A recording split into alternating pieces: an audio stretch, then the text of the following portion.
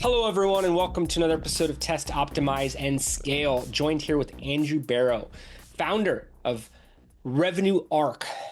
I've had conversations with Andrew where I'm taking notes about his approach towards data science, programmatic advertising, which we'll get into, and AI that have opened my mind up. His background of agency experience, working with some of the top demand side platforms. It's going to be a good conversation. We'll go into the weeds a little bit, but all talking about the bigger picture of growth. Andrew, thank you for taking the time to join and create content with us here. Yeah, absolutely. Thank you so much for having me. And to familiarize the audience a bit, what's your story? Where did it all begin? How did you get into this world of digital media? So I think, like a lot of people, I fell into this with, a lot of people fall into this industry. So I kind of got my first start when I was a kid. I actually programmed my first website when I was 12 years old. Nice. And I integrated early AdSense technology, which obviously eventually became Google Ads. And I used it to monetize, to buy, not to date myself here, but to buy a Nintendo 64, which I was successful. I do want to say that. And yeah, that was great. And much later on, I've been in quite a few different careers and had this call to go into work for an agency. And I had been, exploring a few different opportunities. And it was for Initiative. And literally from that point on, I had been working at agencies. I worked at Initiative, and then I worked for Lopez Negrete Communications, and then I worked for OMD. I have also, throughout my career, I've worked for Reprise, Essence Mediacom, a few others on top of that in terms of the large, really big players within the agency land. And then I had moved over to Lonely Planets, really sort of started honing in my craft there with business development and really understanding how publishers make money through the ads. And then fast forward to the pandemic, I started my own agency and kind of ad partner called Revenue Arc. And we really were focusing in on kind of two main things, which was how to help brands grow and then how to really support other agencies, because we really knew what we were doing when it came to programmatic and a few other aspects of paid media.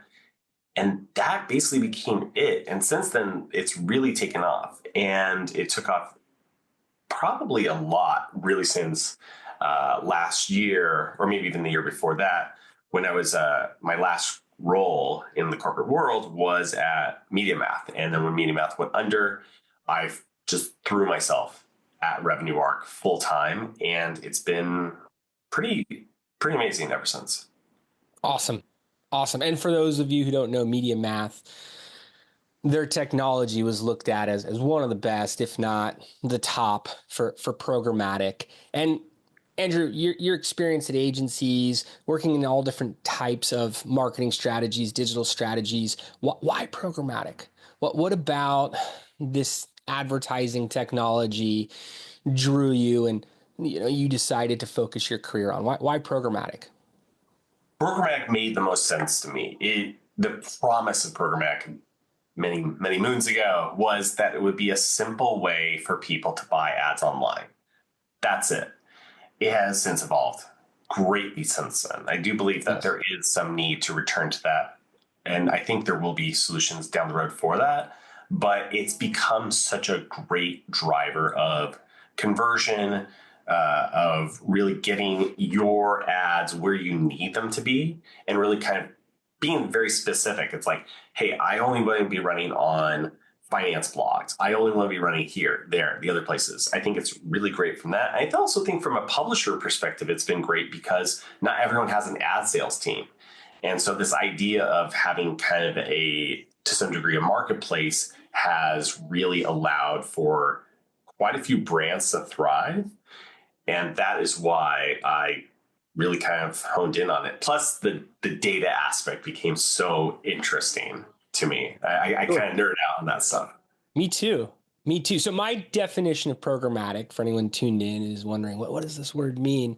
I was at a mobile advertising network. We would even do meetings at Initiative. There's an automotive account there years back, around that time, same era, and NOMD agencies, of course. But I was working off a site list, a mobile app list, some mobile site inventory. And when I started the agency and started looking at different types of buys I can do, I was introduced to programmatic exchanges and was basically told, most media goes unsold at the publisher level. So it's filled by an ad network, and ad networks have their channels, their site lists. Hey, you could run at a much lower CPM across all of these sites and then optimize towards performance. Like you said, different types of contextual targeting, audience targeting, what have you. And then when I was at the mobile ad network, we had to source additional inventory at times. Other months we'd oversell. So we'd have relationships with their ad networks. But the exchange, programmatic exchanges, allow it to happen in a matter of milliseconds, where publishers can list their inventory as well as ad networks. Brands and agencies can buy from there and bid against other groups going after that same type of advertising inventory. If you load an ad and I load an ad, we're going to see load a site. You're on the same site. We're going to see different ads because of who wins that inventory. And then programmatic real-time bidding, I was taught that you could reach the right audience at the right time. So day and time of week, geographical location, millions of lines of different data. I could probably name about 50 targeting filters, millions. You can be reaching the right audience. It's a machine learning that makes the media buy perform better and better over time. Is that pretty accurate? Is there more you would add to it?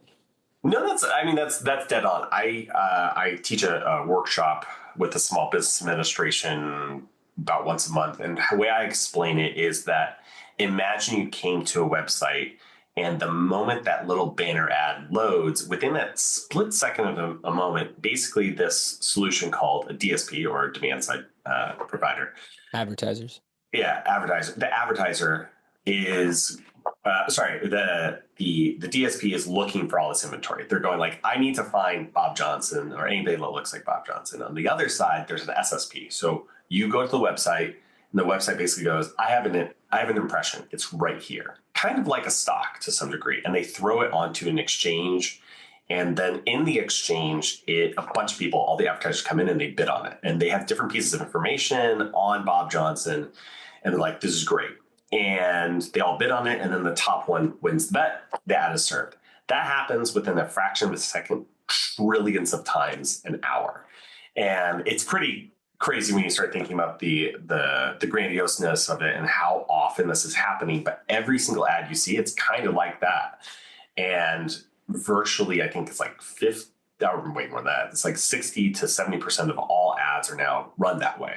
And it's just because it's faster, it's more productive, and you can get really, really targeted. And like, you can get down to like crazy level of targeting. Like, I think that Bob Johnson is about to buy a car in Topeka, Kansas based on these data sets, and this is his ID. You could bid on that. And it's really impressive. Does it brush upon the lines of AI, the machine learning, and how you're doing that targeting and predictive modeling? I mentioned an ad network to you in a past conversation. You kind of laughed at them, but I was told at that time, hey, this is artificial intelligence determining who is the right target audience in that moment. I would say yes. I think there is to some degree, algorithms that originally ran, whether that's Google searches, just their general search engine, or when it comes to programmatic, this was kind of the infancy of AI. It was machine learning, which is effectively AI, and it was trying to figure it out. It's like, who is the best? And it would basically, you would give it a target, and it's like, I want, all people in Wisconsin that are interested in T-shirts that have Spider-Man on it. And it's just like, because I'm selling Spider-Man shirts. And it'll take that and it'll try to figure out who of those want to buy your specific version of Spider-Man. And so it'll just keep honing in on that and getting closer and closer until it finds the right vein, almost like mining. And it'll basically tap that until it runs out of conversions. And then it'll go back up a step and just try again. And that happens all the time. And to do that, you have to have some level of machine learning. And that's really where AI kind of really the modern iteration of AI was first tested within side of advertising. So you're buying at wholesale rates. You can be very selective on what advertising inventory, which placements, contextual targeting, site lists you're using, all of the audience data, and you're using the machine learning to figure out the right audiences at the right times. How are people doing it wrong? Where are the mistakes made? Before we start getting into, successful approaches, how do people mess it up?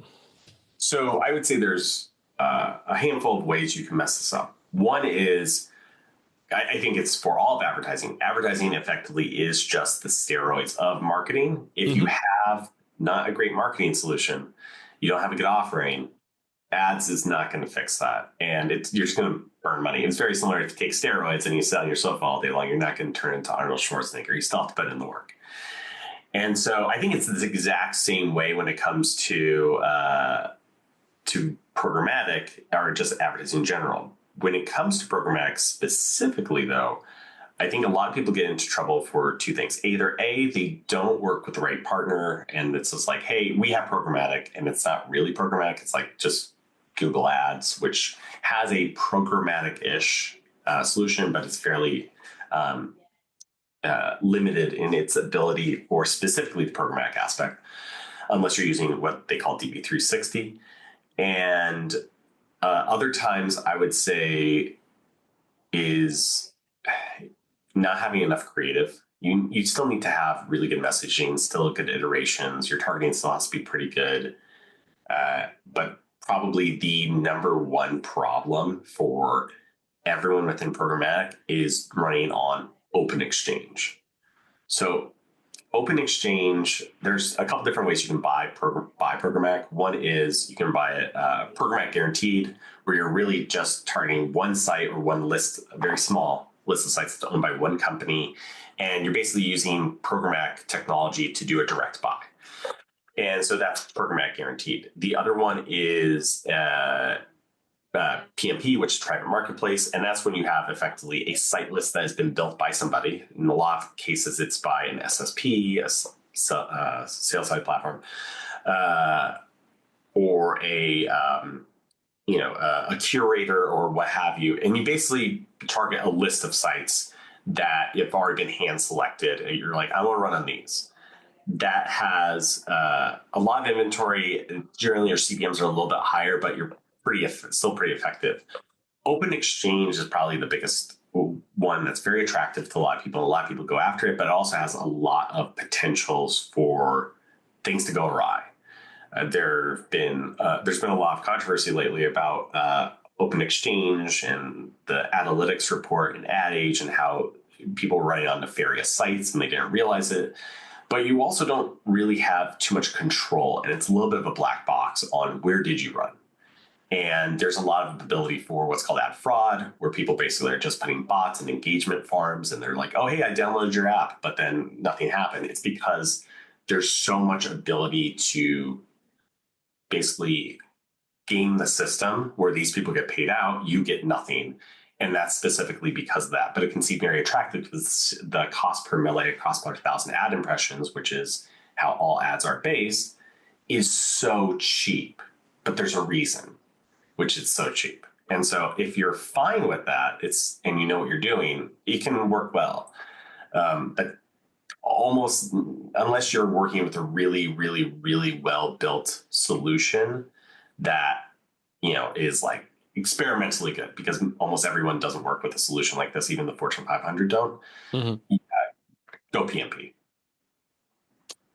So basically, whether it's coordinated with the publishers or an ad agency or network or something nefarious could be happening where fake traffic is going through these sites, and those ad placements are then monetized. Meanwhile, the advertiser or the agency buying on behalf of that advertiser is buying fake traffic, and it's just not going to show the performance metrics that you're looking for. Maybe some preliminary stages of the funnel, click, you said install, perhaps even a lead, starts even getting more Yeah. into fraud there. But if you're setting up the right parameters, if you're using the right tech, if you're running on sites that you know are legitimate, you're talking about private marketplaces and various types of guaranteed placements where you know it's real traffic, you could be anticipating real clicks, real engagement, and potentially real conversions. Correct. I think it's kind of, there's a reason it's cheap. And it's much better to go with something where you know where you're running. Anytime where they're like, well, we can't necessarily show you that, it should be raising red flags. It's the same thing as like, well, I can't tell you who your customers are. They just show up magically. And it's just like, I'm pretty sure they just know your website. That's not real. No one just knows your website unless you're Google. And so always come at that with a fine tooth comb. I will also say one other thing, which is if somebody claims to, have a guaranteed solution that isn't guaranteed within the contract, a lot of really e-commerce companies are running into a lot of issues where they're like, oh, hey, these guys, the guarantee performance. Always think if they're guaranteeing performance, no one can guarantee performance. It's impossible. So Right. something else up, always be suspicious of someone over promising or promising you the moon. That's another place a lot of people get in trouble with. Yeah, we'll get asked to guarantee performance at times, and I have to explain that's not how marketing works and what it means if someone is stating that, and maybe it's just at a small level. I've run with some CPA networks in the past, cost per acquisition, where you only Oh pay yeah, for the results, but they'll run a few dollars in media, and if it doesn't work, they'll move on. If it yeah. does, you have to look at views through conversions, how much retargeting they're doing, where the performance is actually coming from.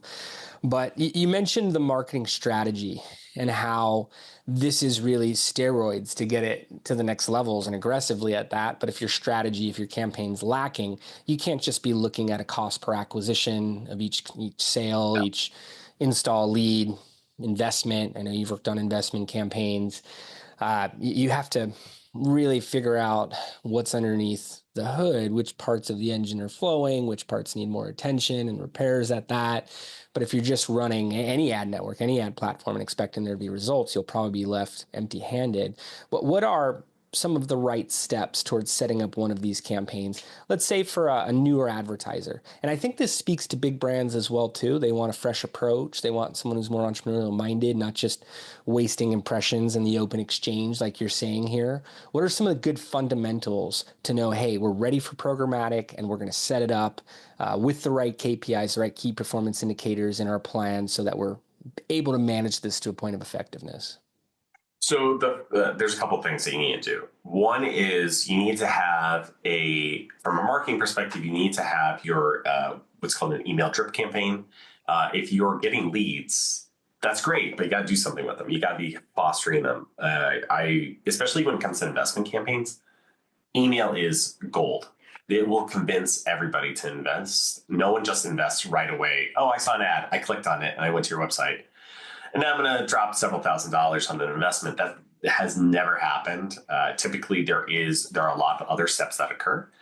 And one of the, especially when it comes to programmatic, the things that you kind of need to do is have a full funnel approach. So it's like, here's how I'm going to get them introduce my brand.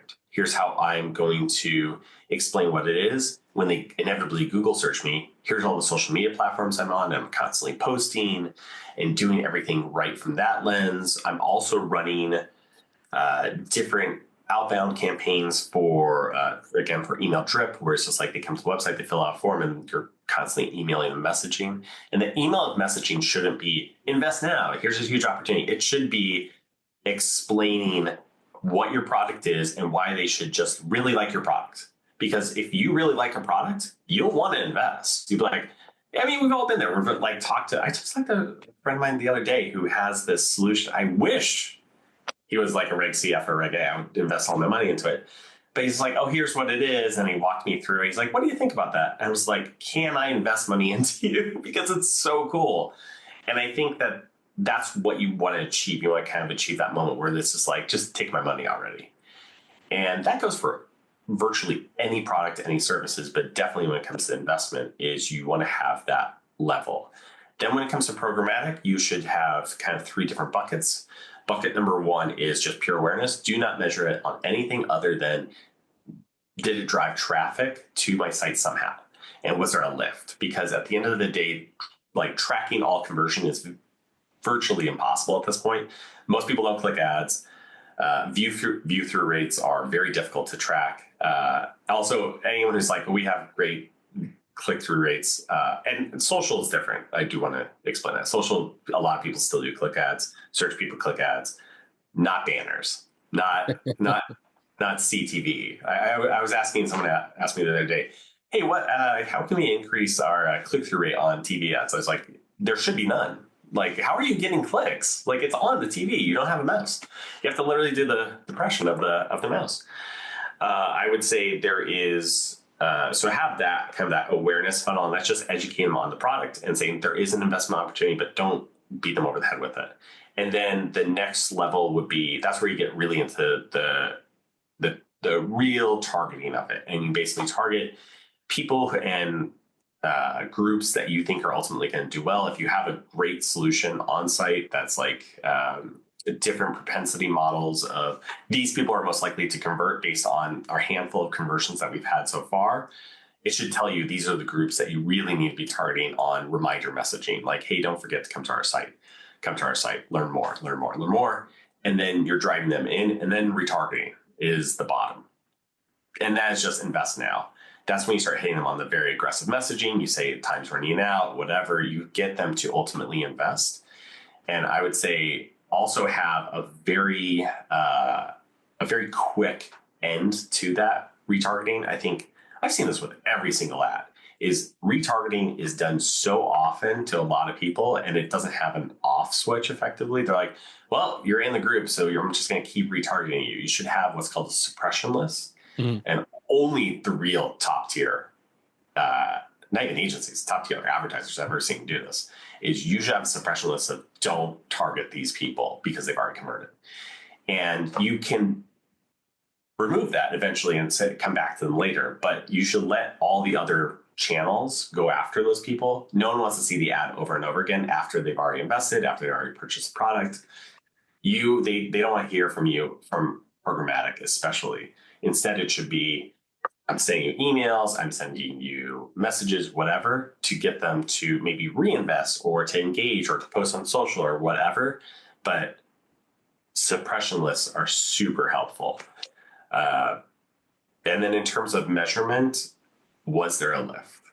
And it's not going to be immediate, by the way. It's going to look like, was there a lift in conversion? Like, did we all of a sudden start seeing more and more conversions once we turned on this ad solution? That's another thing that is probably a key to success, is having that communication back to your agency or back to whoever your partner is and saying like, hey, I'm not seeing any lift.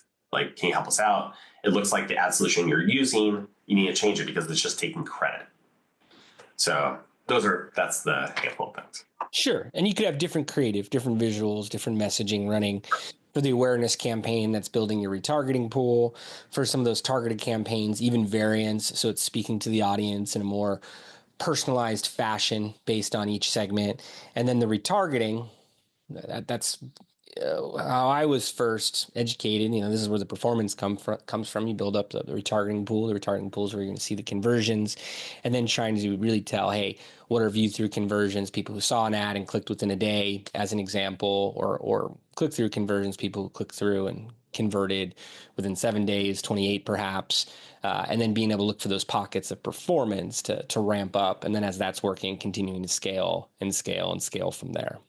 Yeah. And also one other thing that does come to mind, and this is a little bit more of a secret sauce thing, I'm not going to give too much away, but I will also say focusing in on a conversion as your bottom level conversion that will lead to a eventual investment or eventual conversion into your service as the thing you want to optimize towards. So I'll give an example is if you're optimizing towards a purchase of a very expensive SaaS service, and you just need them to fill out a form, you don't need them to eventually convert. Well, once they start the process, optimize towards that. Don't optimize toward the absolute end conversion, because there's not enough data versus the other one has way more data that you can optimize towards. And you already know that 30% of the people that start the process convert. Well, then you just need to pump this as much as possible. And very similar to investment is the optimize towards once they're filling out their social security number. Well, if they're filling out their social security number, probably a 90% chance they'll convert at that point. Just optimize towards that. You don't need to optimize towards the absolute very, very last step. And you'll just see that lift take off. And we ran campaigns for Aptera, and that's where we really saw all the performance came in, is when we had that aha moment, is we should focus in on the moment they get to a campaign, or sorry, once they get to, we called it add to cart. But once they get to the filling out their social security number, we were like, that's add to cart. As far as I'm concerned, they are in. Just like crazy optimized towards that. Don't worry about anything else. And performance went through the roof from that.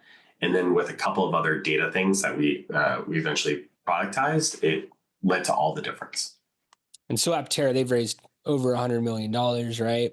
And like you're saying, if you're getting more data, the machine learning is able to kick in to a much larger degree. 1,000 conversions or 300, there's a lot more that can be applied towards the optimizations with the 1,000. And if you're doing that every month, every few months, what have you, it's going to lead to a stronger performing campaign quicker. Yeah, I would say you need 20 events that occur before you start your programmatic campaign.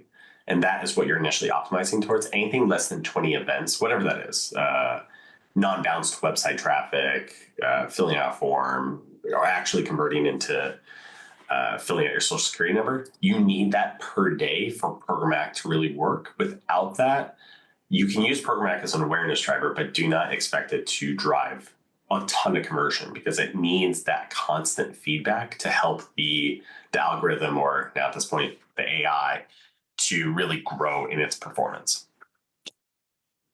Asking a question that I think my audience may be wondering, just based on the conversations I have with issuers, with clients, with e-commerce companies, on a daily basis, how much should a group be planning on spending? How much media should they be purchasing to effectively run a programmatic campaign? And what type of return on ad spend, marketing efficiency ratio levels should they be playing for? So it's a really great question. I get that a lot. And I think for larger players, it should be at minimum 5% of your overall revenue should be in ads. And that's kind of a good way to think about it. Mm-hmm. I want to make sure I'm getting, which effectively turns into 20x ROI, which is great. But you have to think of 5% of whatever I get a year, I'm going to spend on advertising one way or another. And that is paid media. I would say there's that for larger players. For smaller players or even medium players, I would start at anywhere between 100 to, if you can, 500 a day, but 100 a day really is your minimum in order to run a programmatic campaign. If you don't run minimum 100 a day, there is not enough data that'll be feeding into the system, and you're effectively lighting the campaign on fire. I have advised clients, I have really tried to hone in on this, is like anytime somebody says they have no minimums, we don't have any minimums technically, but we advise this is how much you need to spend, especially when it comes to getting conversions up, getting conversions up if you're not running just pure awareness. And if you're running pure awareness, you can run for $5 a day. That's not a big deal. But if you want actual conversions, you need 100 a day. Other $100 a day, optimally 500 a day. You should see, in terms of performance, you should see some level of ROI within 72 hours. If you're not seeing that, you should pause the campaign immediately and figure out what's happening. You should be getting some sort of indicator that's working. Typically, the first 48 hours, it actually won't even look like it's working. And then day 3, you'll start seeing like, okay, we're starting to see some orders pick in. We're starting to see some investments come in. We're starting to see, leads come in. That's typical. What isn't typical is for it to take a month to get to that step. Now, after that, the way our system works is typically within 1 week, we will be approaching a 1x return. And then by week 2, we're at least 3. And by week 5, you should be at a 5x return on your investment, which is pretty standard. If you're at 5x return on your investment, that's great for a smaller or medium-sized company. And you should optimize from there to eventually, once you get large enough, it'll be more like a 20x return. But that will be, you have to give it time to get there. But really quickly, you should be seeing that shift to at least a 5x ROI. Mostly because at that point, if you don't have that, then there's something more fundamentally broken with the system that you need to look at. Or maybe programmatic, honestly, is just not the right platform, and it's just sort of it's something that can't necessarily scale. If you truly believe that your product or service or investment is something that can scale, 5x is the minimum you should be achieving within 5 weeks. Well said. I think that's a really good breakdown there of, you need to be spending at least $100 a day. Anything less, it's ones and zeros. It could be a fluke if you get a conversion from this segment on this day of week. And then the more media you're running, the more machine learning that's taking place, but still don't go too high right out of the gate. And Right. if you're hitting 5x by 5 weeks, you're in a good spot. I imagine it has a lot to do with the transactional value. So if it's a higher ticket item and investment perhaps could be at higher return on ad spend metrics. And then it should stimulate all channels at that. I mean, hey, it's going to be retargeting organic traffic and traffic from social advertising and search advertising, but investors, customers, clients that come in, maybe they're social sharing, bringing in more audiences, maybe you're getting more organic coverage because of it. It should have a ripple effect across all channels. Absolutely. And that's the whole idea of it being steroids is going from 0 to 1 is obviously very hard. I think that that's where marketing really leads. Marketing, maybe paid social to some degree, but programmatic, where its real power is from 1 to 100. And that it can get you to pretty effectively. And it's actually pretty impressive when you get down to it. I mean, like at one point, we were able to probably of the $120 million that Aptera was generating, I believe I have to look at the case study to confirm, but we were responsible directly for half of that. But then you have the other half, and that was ripple effects from emails, from this, from organic, from everything else. And it really was able to generate quite a bit of conversion off of that. And their community started growing. All these other things started happening. And it's just the idea of people were more aware of the product. People became more interested in it. We had an execution not too long ago with Therabody, same story. There was, when we took over the campaign from another player, we immediately saw where some of the issues were, and we were like, well, this is pretty easy. We should be focusing in on these aspects of driving e-commerce growth, and it worked, and we were able to prove conversion within kind of that 72 hours. We started seeing some conversion come in. Now they had the benefit is not a investment, but it is a very expensive product, and they were willing to actually take the risk, which is if you are comfortable with it, 1,000 a day will accelerate like crazy. And they did. They spent 1,000 a day, and like immediately, like really quickly, conversions got to the 5x goal. Instead of within 5 weeks, it was in 2, and then they scaled from there. How fast can you scale? Do you look at, 20% if it's under 100K, 100% type increases? How long do you let that sit for before you ramp it up further? And is there a cap where you start to get wary on how much you're spending and questioning whether you're double paying for conversions? I know for social advertising, we start paying a lot more attention around 5,000 a day, 150K a month. And that's when we really want to incorporate programmatic and other channels.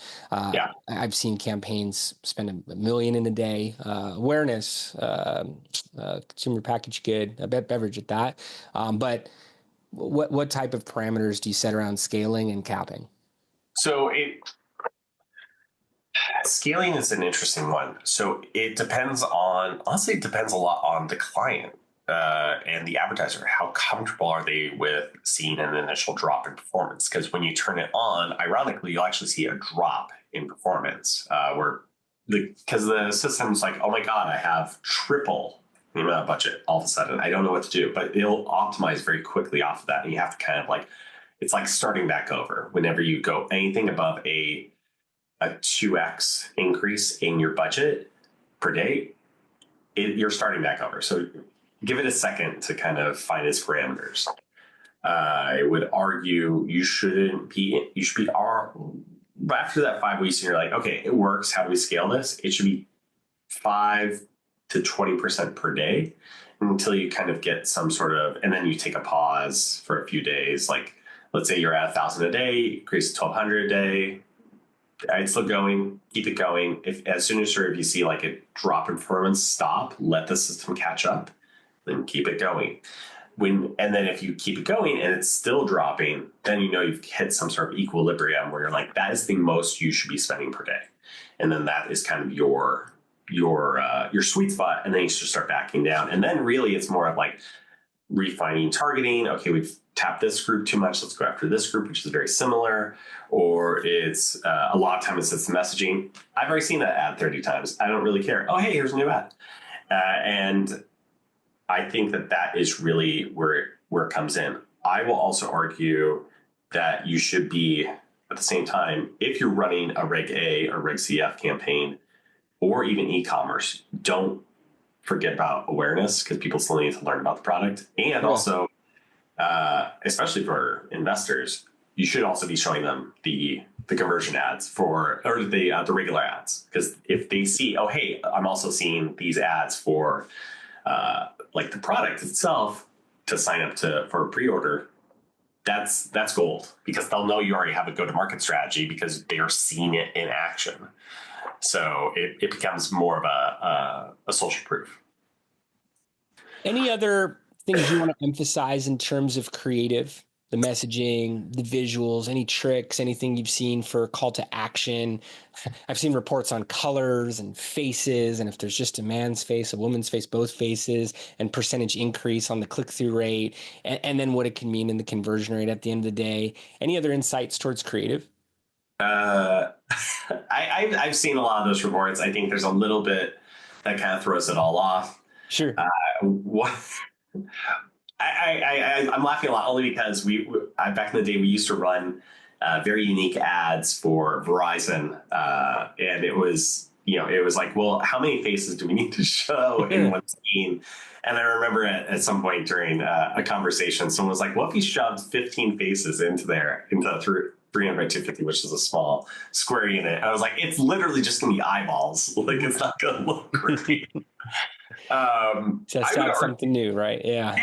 Maybe we're all just looking. I would argue it's a little bit of the ad is in the eye of the beholder, the beauty is in the eye of the beholder. There is, to some degree, if you think you can make it into a background, like you're like, oh, I'd love to put this as a background on my phone, on my computer, what have you, that's probably pretty solid. I like that. I would say you should be going like, I'm proud to show my mom this, or I'm proud to show I can show this to my kids or what have you. And you're like, look how cool and beautiful this is.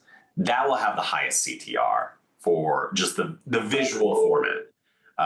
But the biggest thing for driving CTA or driving CTR is the CTA. And what are you putting in the text? If you're saying like, hey, we just closed a huge deal, or hey, like we get 2x, or buy two, get one free. Anything like that, it's still gimmicky. It feels a little like, all right, it works. It still works when it comes to trying to get clicks or trying to get people to eventually go to the site.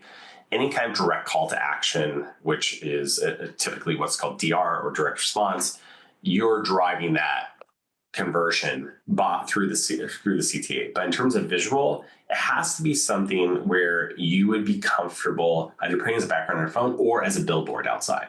I think if you're seeing like, oh, I saw this at an end cap at a bus stop, it actually engaged me, I liked how it looked, I felt proud of it, then you're good to go. It doesn't matter what your team's thinking or anyone else. I think if you feel proud of it and you're like, I actually legitimately feel like this is really good work, then that's probably pretty solid.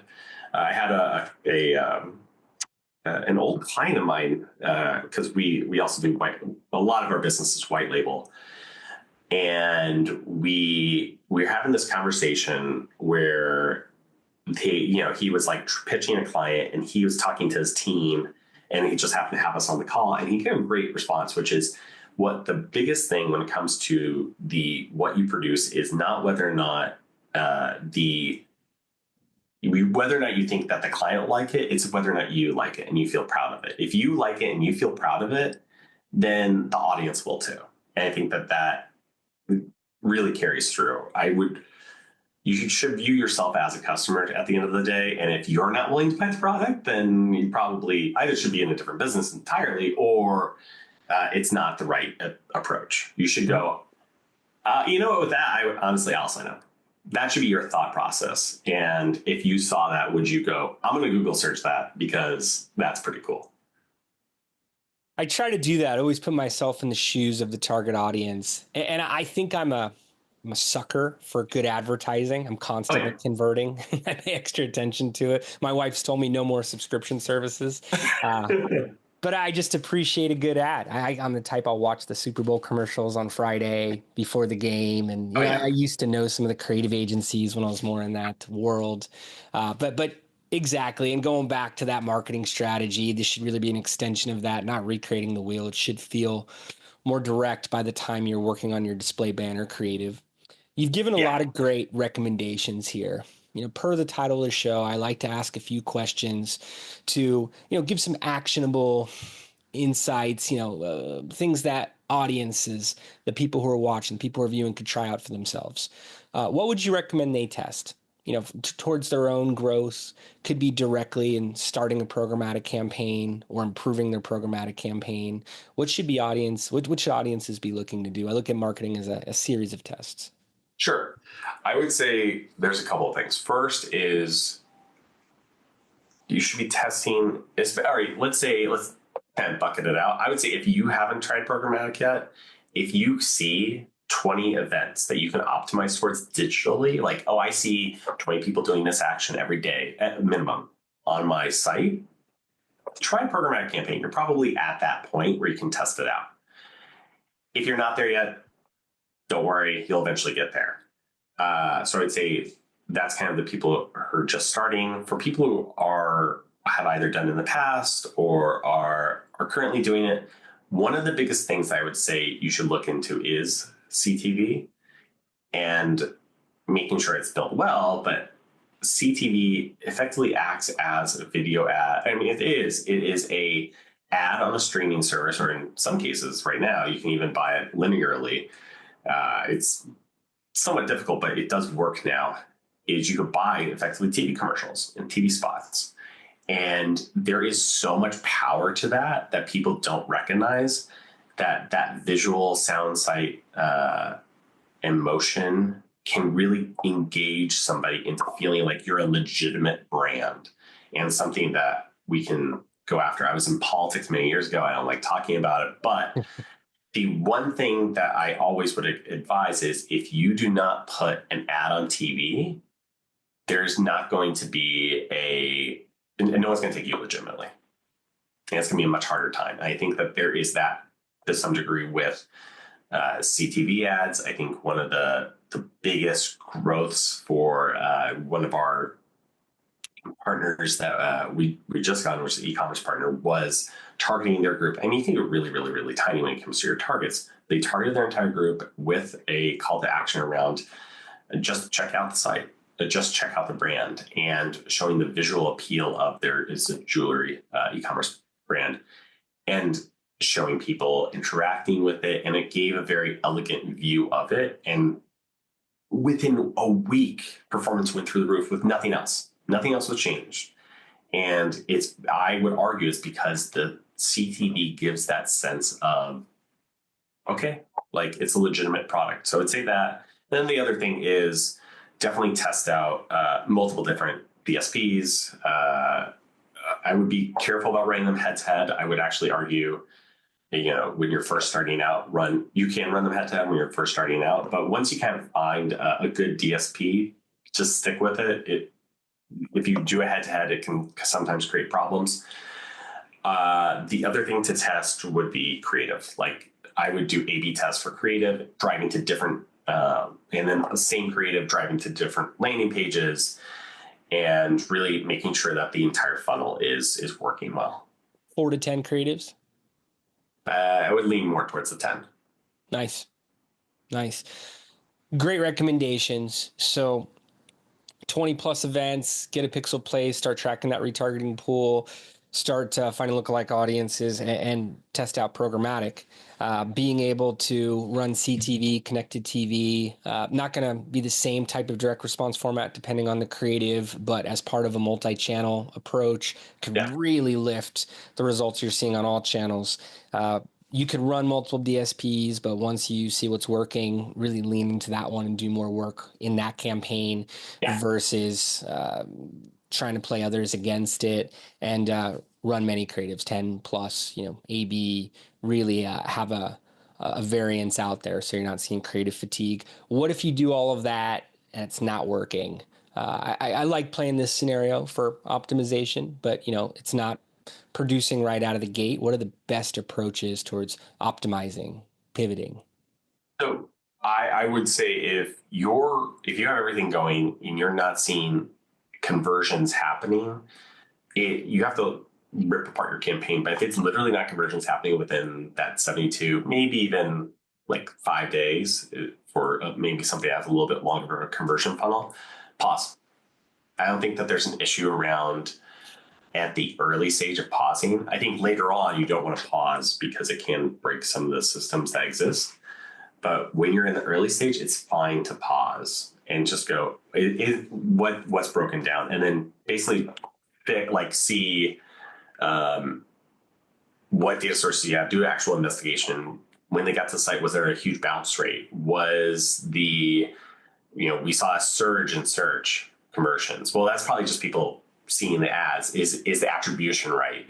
Are you taking it as kind of like a rising tide raises all ships approach? And that is one thing you should do, is like, if you're seeing like all of a sudden you're not changing anything else, but you did turn on programmatic, or you're not seeing anything else, you turned on social and performance starts improving, it's probably that, even if it's not taking the credit for it.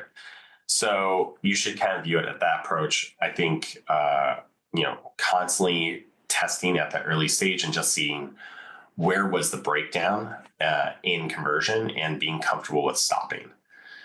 And I would argue, in terms of optimizing, the best is it actually feeding your retargeting pool? And are those people you're retargeting the right ICP? Like, your ideal customer profile should be popping up in that retargeting pool. And you can test that in multiple different ways. And I would say just be comfortable with stopping. And it can be uncomfortable because you want the success right away. So. But when you pause, go back to your marketing strategy, look at that ICP, look at other channels, look at more creatives, and then potentially relaunching from there. Yeah, absolutely. Like, relaunching from there, make sure everything's, the other one that actually happens a lot, which is, it could just be something fundamentally broken, like literally broken, is pixeling. Pixels, I do not know why. I still haven't figured it out completely. I've worked with some of the best programmers in the world. The guys who work at Samsung work for Revenue Arc, and you would be shocked by how many times they say that people at even a Samsung, a Google, whatever, will not be able to pixel correctly, and it drives you crazy. And it's just like, it's a pixel. It should be so simple, but for some reason, it does break down quite a bit. So make sure that that's actually working. I would also argue, see where the pathway is, like, just as a user, and just you yourself go through the process. And you should be doing this anyways, but go through the process and see, are you converting? Why would you convert? That pixel thing. I feel like I could talk to you for another hour just about attribution, what's tracking, what's not, signs, good signals, but another chat. Lastly, what about scale? It's what we're all going for, right? Any tips, any examples, any secrets towards scaling? How do you get to those $120 million campaigns for anybody tuned in? It has to all be going right. You have to have every single aspect going right. And then the real big one is, if you can find there's one little nugget that not a lot of people use, which is a propensity model. It's a data science way of basically a fancy way of saying what is the similar pattern that led to these handful of organic conversions. We have these handful of organic conversions, need about 50 to be able to be scientifically accurate. These 50 people converted. What were they doing that ultimately led to that conversion? And then that is something that will really help you scale, because if you can start figuring out that, you can start figuring out the mindset, you can start figuring out building entire campaigns around that. And then that is effectively everything. If you could figure it out, you can manage it. You can manage it to a point of effectiveness. You can repeat it. You could scale it. You got to watch it closely. As you said, it could dip for a day, a period of time thereafter, but then should be able to lift and bring in higher volumes of that traffic that's converting for you. And I've seen, founders who scale the most aggressively can have the most successful campaigns when they're seeing the right performance benchmarks and following the right formula. Of course, we have to slow them down at times and say, no, and the same numbers you use, 100%, 2x, like not faster than that. Yeah. But this has been awesome, Andrew. Thank you so much for going into detail with me here. I've had a lot of fun in the conversation. For anyone who's tuned in and wants to learn more, where should they go? And what are any final thoughts you want to leave us with today? I would say, you can find us, we're just at revenuearcmarketing.com, or Revenue Arc is our holding company. You could go there, both directly to the same place. But I would say the thing to always remember is to be comfortable with self-critique, and everyone should be comfortable with that. Every single aspect of your team, especially on the marketing side, should be willing to accept that it's their fault and like something's broken with what they have, and then fix it.